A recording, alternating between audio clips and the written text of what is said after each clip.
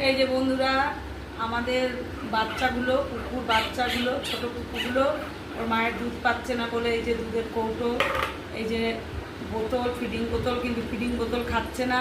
তাই আমি এই বাটিতে দুধ গুলে রফার দিয়ে দিয়ে খাওয়াচ্ছি। এই যে এই তিনজনকে খাওয়ানো হলো, এখন এটাকে খাওয়াচ্ছি। সত্যিই খুব কষ্ট, এদেরকে কষ্ট করেই মানুষ করছি। তো রাত দিন জেগে করছি, জানি না এদেরকে আমি ঠিক মতো মানুষ করতে পারবো কিনা, বা 1 মাসের মানে যে এদের 1 মাসে বড় হয় সেই যত্নটা নিতে পারবো কিনা, খুবই কষ্ট করছি।